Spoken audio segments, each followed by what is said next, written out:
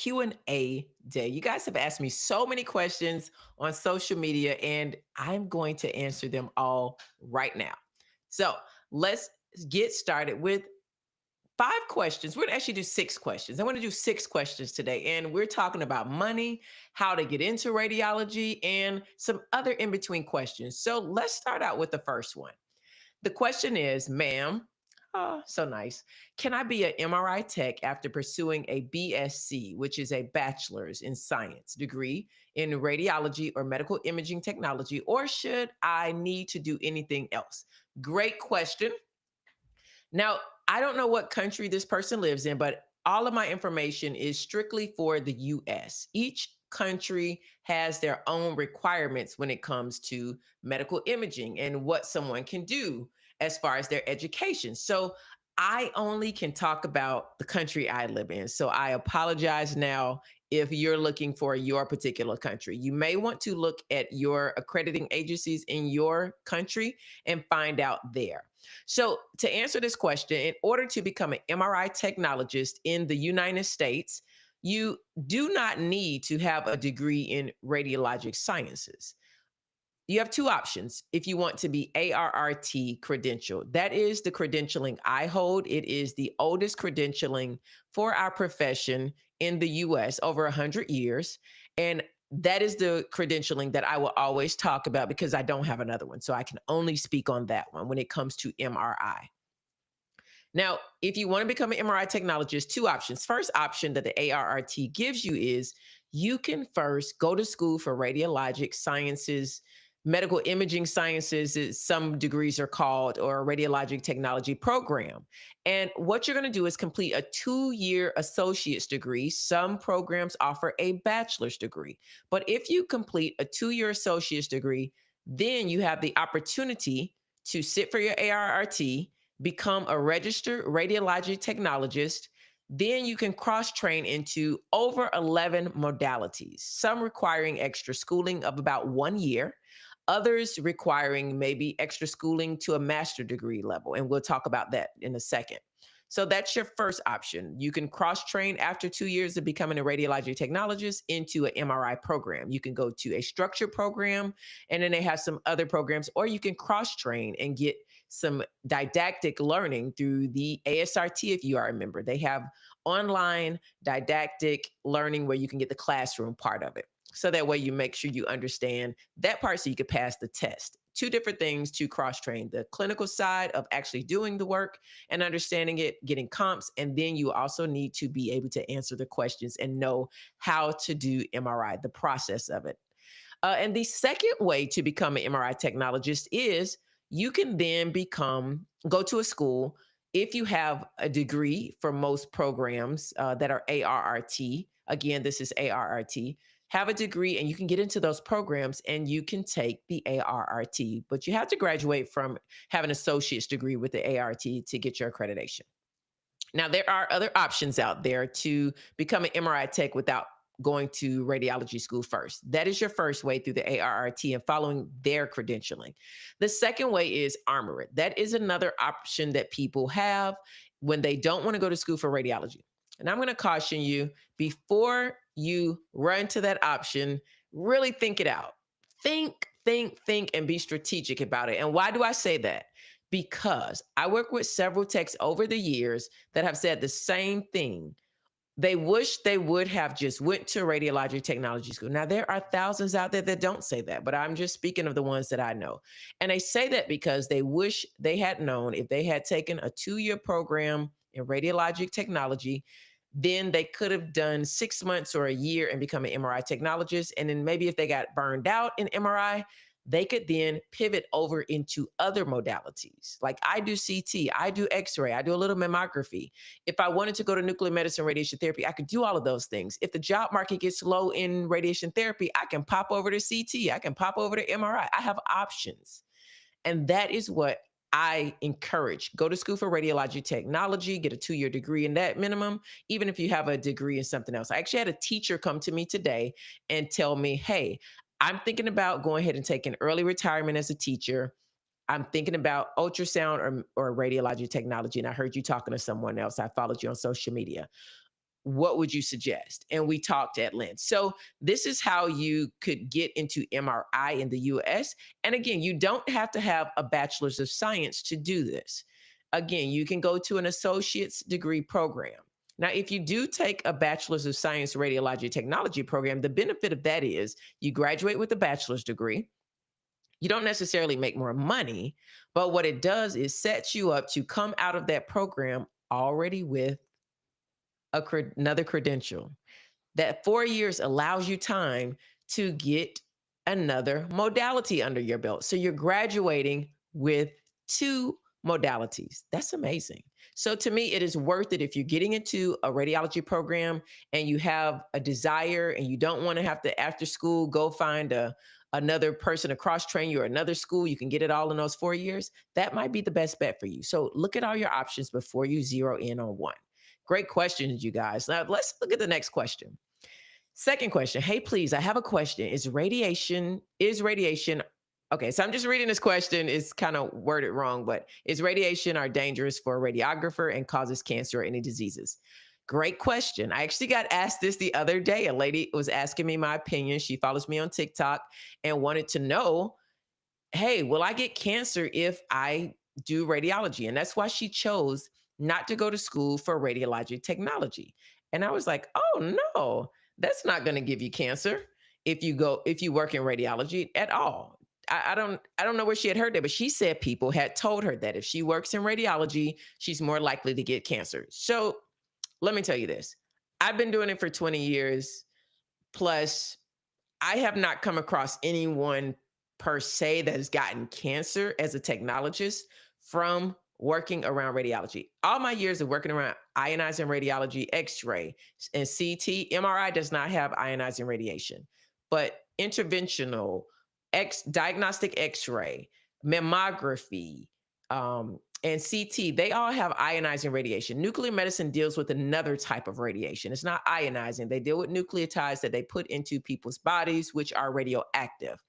And then you have different other modalities that might expose you to radiation. But this is the thing. In all of those modalities, y'all, we're not standing in a room for periods of time that are off the charts where you're exposed over and over to radiation. So your chances are very low. We wear dosimeters, which monitor over a lifetime how much dosage of ionizing radiation you get while at work. Now, that doesn't count all the radiation that you're exposed to, ionizing radiation you're exposed to by what you do in your day-to-day life, which we just don't take into account. So who's to say that if someone got cancer who worked in our profession, that they got it from the profession? We do so many things that expose us to radiation, ionizing radiation, that we just don't account for. So hope that helps. Our profession, we are not standing in a room for periods of time. And for interventional and fluoroscopy, you are in a room with live fluoro, OR operating room with the doctors who are using live fluoro. You wear lead shields. We also stand 6 feet plus away from any radiation. We have barriers, lead walls, and I can count on one hand with just a few fingers how many times I've stood in a room and held any patient during their exam and been radiated. It's just not a thing that we do. We have so many other ways to mobilize a patient to safely get an exam done without harming ourselves or the patient, but definitely not harming ourselves. So, great question. Keep them coming. I'm going to do this more. Third question. Can someone with a prior, and they mean criminal record, become certified in radiology or go to school for radiology? Just like any other healthcare. This is a great question because many people wonder, when you have a criminal record, it can, not definitely, but it can stop you from working in healthcare, and not just radiology, but in healthcare, period, because you're going to be working with patients that get Medicare and Medicaid. As certain criminal records or prior convictions, you're not afforded Medicare and Medicaid. You're not able to get Medicare and Medicaid. So you're not able to actually do exams on patients who get Medicare and Medicaid. So the hospital wouldn't be reimbursed. So anytime you have a license, like a nursing license, a radiology license, any kind of license that works on patients with Medicare and Medicaid, and you don't qualify for it because of a criminal record, you most likely cannot be licensed. But it depends on what your record is for. Not all criminal records stop you from working in healthcare, right? So you just have to figure out your criminal record, talk to who you need to talk to, and then you need to go to the school before you decide to invest in a 2 year plus program and invest money and waste your time, because you can get through the program, but what you can't get is a license. That is the clincher. You can't get a license. So I encourage you, before you apply to a program, make sure you've talked to the appropriate people and gotten the accurate information. Don't just take people's word for it. Get documentation, get your record pulled, make sure you get the, even if you have to get an attorney, get someone to help you go through it. So hopefully that's helpful. Fourth question, how do I know if it's the right modality for me? Oh, wow, good question. I love x-ray, love it, but I need to expand my knowledge and skills and make more money. Bottom line. Bottom line, you want to make more money. Money, we're coming up talking about money in a second. Yes. So, right. I loved radiology. I still love it. I never thought I would stop doing it, honestly. I enjoyed it. I enjoyed fluoro. That was my just the best part for me. I enjoyed fluoro. But I wanted to expand my knowledge in the profession. That is okay. Doesn't mean you don't love what it is that you love about radiology. You just grow and you move. And this profession allows you to grow. And it allows you to grow where you can make more money, because as you add more certifications, that helps you to become more marketable. I want you to remember that, is that you become more marketable. It's not that you're saying, I'm leaving you behind. You're a no good modality. You're in a low standard. That's what some people think. I'll never do x-ray. It's below me. It's, oh, I don't want to do that. I'm going to tell you, we do barium enemas in x-ray. In MRI, we do dephograms. And that's exactly what they're doing, defecating. So if people think they're getting in the MRI so they don't have to wipe butts anymore or deal with poop, you got to deal with it, and a lot more than poop. We deal with so many body fluids and so many things in MRI that people just don't really understand, that hopping from different modalities does not, and this too, when people think of all of us, they think all of us are just button pushers. None of us are above the next one. Whether you have a degree, whether you have another modality or multiple modality. Thank you guys for listening, by the way, too. I see the comments. I'm responding back and trying to talk at the same time. So if you see me typing, I'm responding to those in the chat. Thank you so much. And definitely come in the chat. I'm commenting. If you have questions, let me know. I would love to answer those questions. I see some of you on live. Please feel free to leave any questions that you have. I will get to them after I go through these two more questions here. But yeah, bottom line, if you want to make yourself more marketable, add another certification, add more education, add more certifications. And they just don't have to be modalities. I'm going to talk about that more. You don't have to just add modality certifications. There are so many certifications out there. I'm going to be talking about it. So if you're not listening to my podcast yet, be sure to subscribe. A couple of Rad Tech's podcasts is the podcast. You can find it here on YouTube. I've been doing it for several years. It's the top 5% radiology podcast just for us technologists. So you won't find all that, the TR. I'm not teaching you how to do MRI on there or any other modality. I'm teaching you how to change your career, how to be strategic about this profession before you get further into it, or if you're already into it, how to really be strategic about what you want to do. You do not have to leave medical imaging. You don't have to think it's wrong to want to add to your education and your modality and to stay in medical imaging. If you want to leave, that's no problem too, because medical imaging allows you to advance to other areas. It prepares you for other things. But if you want to stay, there are so many things you could be doing in medical imaging. I hope you know. Let's get on to number 5. The question is, wait, I didn't think you could take x-rays or MRI/CT without your ARRT. Also, this applies to mammography. I just passed my exam last week. First of all, congratulations. Congratulations. So I did a video on people doing x-rays, making sure you know who's taking your x-rays, making sure that they have an ARRT, their credential by the ARRT. This person says, I didn't think you could take x-rays without like going to school or MRIs or CT. Well, in some states, very few, I think it's 4 or 5 states, are not licensure states, which means individuals don't have to get any schooling. Some states, they can get an 8-hour course and be in a doctor's office taking your x-rays. Yikes. Yes. Yes, yes. Many surgeons use them in their outpatient facilities to take x rays. Hospitals do not. I would say that hospitals require ARRT.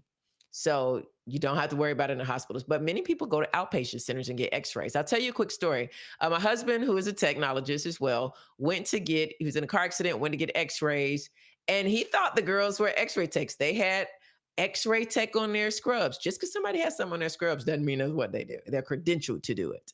So they didn't have RTR. They just had X-ray tech on there.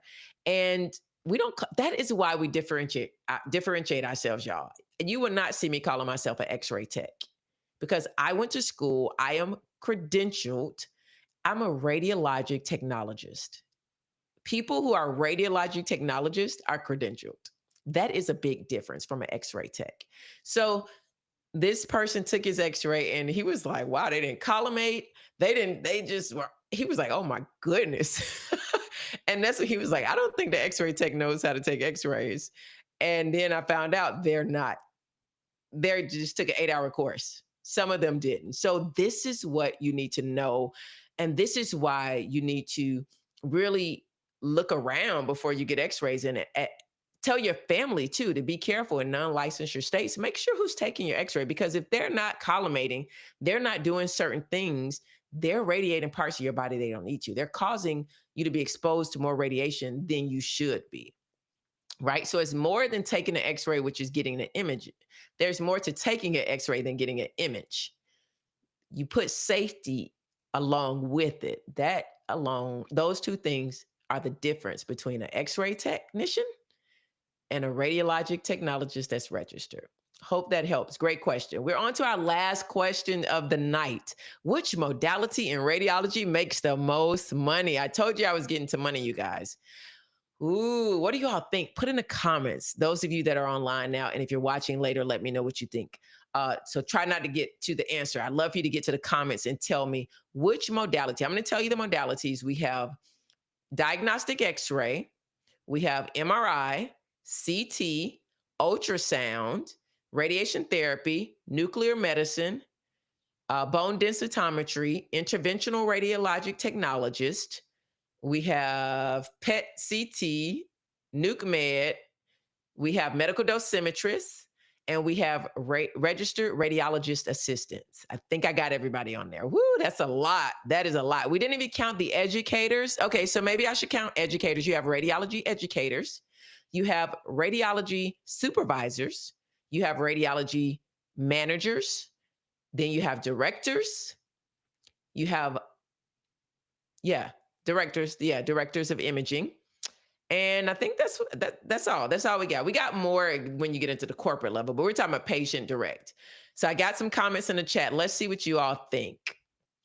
Which modality makes the most money?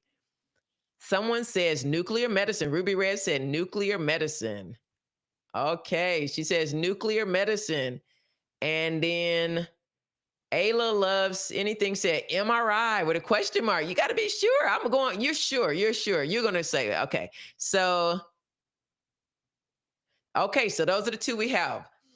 Oh, wait, no, Alexandria has one. Let's put Alexandria up there. She says that radiation therapy makes more. Ooh, so we got 3 different ones. Oh, I love it. I love that you guys came with 3 different ones. So nuclear medicine, MRI, or radiation therapy. Well, I'm going to say this. It depends. It really depends because there are some diagnostic x-ray techs out there making more than some MRI techs. This is one thing about our profession. Unfortunately, fortunately, I guess, I don't know, but it depends on a few factors. How long you've been in the profession as to what you'll make, where you work. If you're at an outpatient, somewhere with a small bed hospital, you're probably not going to make what someone else doing cardiac with very extensive experience in the metropolitan area is making, right? So those things are going to determine, a lot of things are going to determine how much you make. And what you want to do is look at the ASRT. I just recently did a podcast on this. The ASRT talks about the data that they pull. They do a survey every year of its members, and they ask us, What do you do? Do you work full time? Do you work part time? Are you PRN? Do you work in a small hospital, large hospital? Are you in a metropolitan area? Are you in a little town? Like, how much education you have. They take all of this data and they ask if you would share your salary. It's anonymous if you would like, but they ask you to share your salary and they put all this together and they're able to break it down. So if you are a new student graduate, you have one modality, you live in Wyoming, you can actually look, and you have an associate's degree, you can look on that data sheet for the year of 2024 and say, okay, this is what possibly I should be making. And it gives you an accurate amount of how much you should go and negotiate with versus what Indeed is telling you or what ZipRecruiter is telling you or what you're finding out on TikTok with people showing their checks. But that is not realistic for everyone because it's going to be different. Uh, Really, you think about it, some people don't think interventional technologists make a lot of money. They make a lot of money, a lot of money. And I find it's one of those professions that a lot of people don't even think about going into. And it's one of those that you can cross train over from a job. There are almost every hospital is looking for people to cross train in interventional radiology. You get a lot of call, so you get a lot of overtime. And that's where a lot of your money comes from. And the pay is really, really good. I don't know anyone who does not like interventional. I just don't. It was the first place to offer me a job as a student before I graduated. Then came CT and X ray. I had three job offers from those three. And interventional was the first one. I spent a lot of time rotating through interventional. I encourage you guys, it didn't come up in the chat, but any of those of you watching now and later, if you're a technologist, if you're one looking to pivot throughout your career, definitely spend some time in interventional radiology. You don't have to go back to school for it. You can learn it on the job. The pay is amazing. And the schedule is a little rigorous, but it depends on the place. You have a lot more outpatient places that do vascular studies now. When I was starting, you didn't. You did it in the hospital, and that's where it was done. Now, a lot of surgeons have their own, and they are Monday through Friday. You're not taking any call. So, I mean, these are all the options that we have. And don't also forget about the administrator roles. Some of you are maybe really good with managing people and not really managing patients. That may be for you because not everybody is good managing people. They're good with patients only. And sometimes those people get into leadership roles and that's not where they should be. So if that is a strength, start to build that and get yourself experience in leadership roles uh, by looking beyond just supervisor or manager. You may be a great fit as an educator. Some people are phenomenal at dealing with students and being able to teach a large group and being able to navigate the education world because it is different.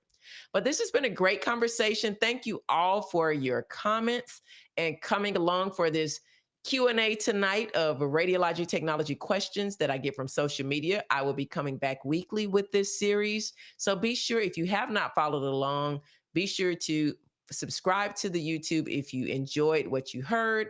Check out all my other socials and please listen to the podcast. And we've got a radiology book out there too. So if you haven't checked out the radiology book, oh my goodness, it is tons of fun.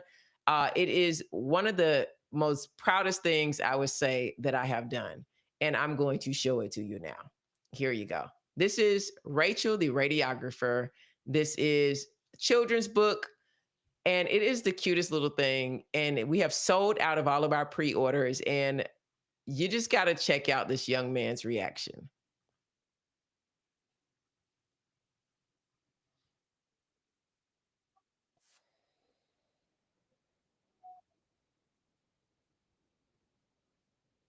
That is Rachel the Radiographer, the book. It is for everyone. Children are loving it, adults are loving it. Be sure to grab your own copy.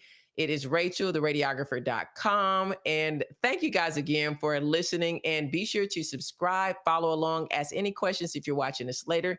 I love to respond to you. And until next time, have a good evening.